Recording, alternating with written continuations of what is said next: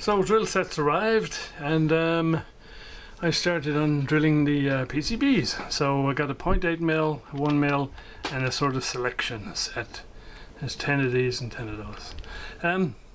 So I started out on the power supply board, and the first one I tried was with the Dremel, and that was useless because the collet or the bearing in the Dremel just isn't accurate enough, and so the little drill wanders around, and so when I tried to drill a hole, I took off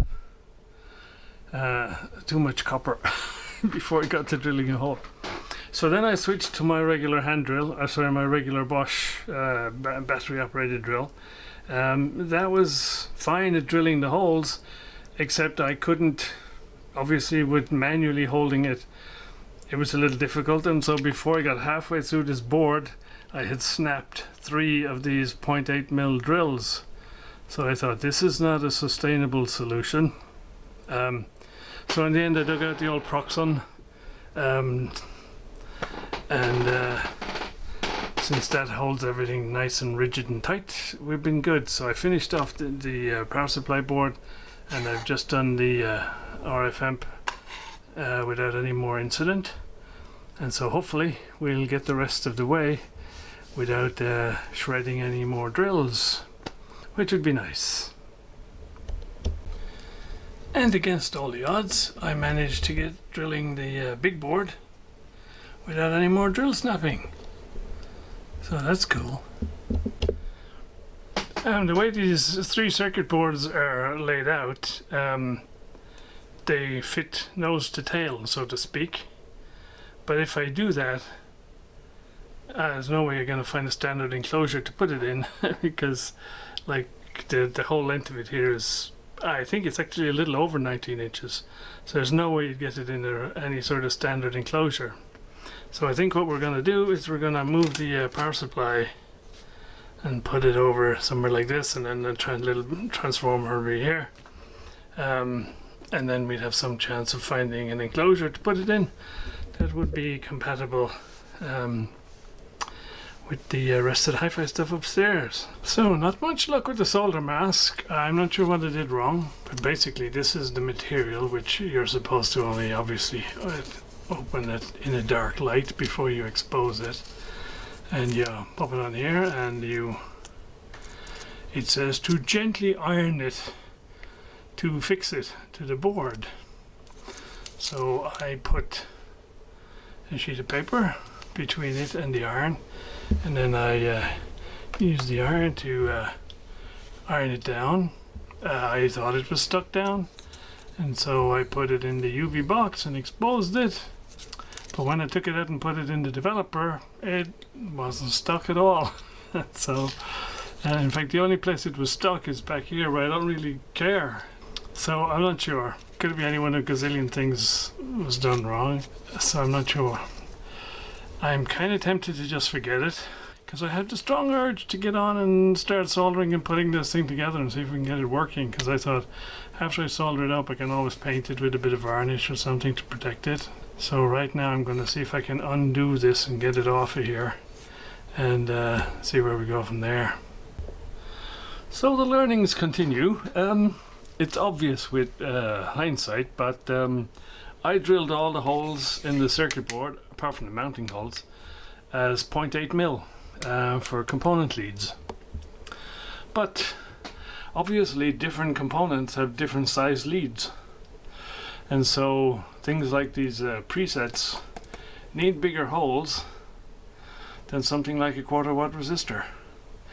Likewise, on the power supply, these big electrolytics have thicker leads, and so they need bigger holes. And so I've had to go through and identify all the ones that need to be drilled out larger, and we'll have to reset up the drilling arrangement and take care of that. It's probably hard to see here on the video, but things like this preset, the trimmer, have the carbon track pins are 1 mil and the wiper pin is 0.9, so just more fun.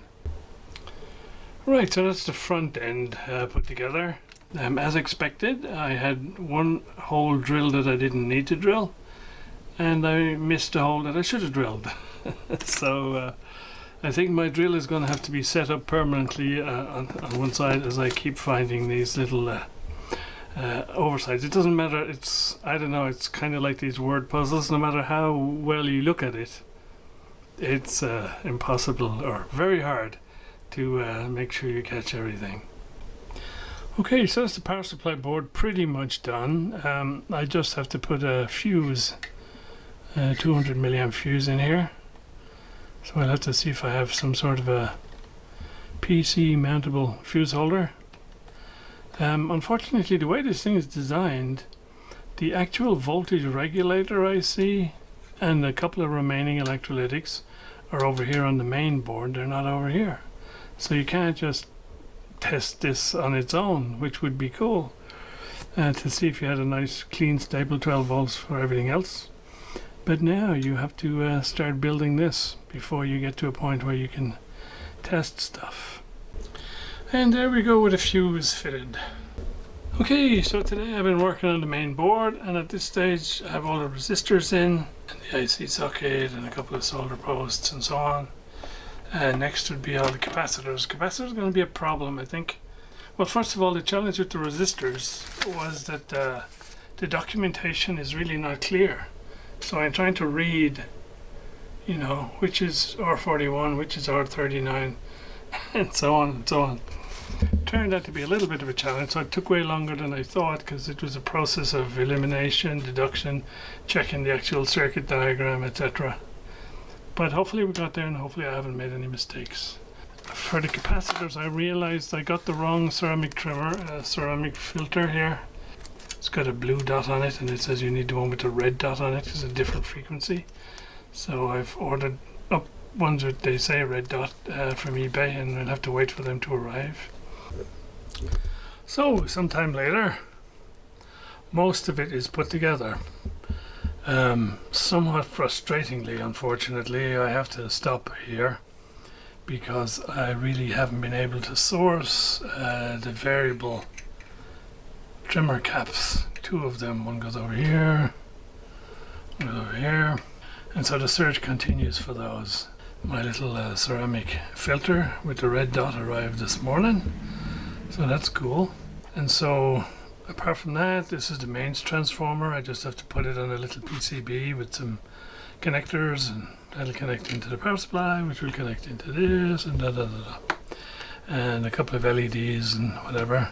So when I get the trimmer caps, we'll be back on it, and I'll rig up some sort of a system so we can test it all out. And so yeah, enjoyable project so far. Shame I have to sort of pause right here.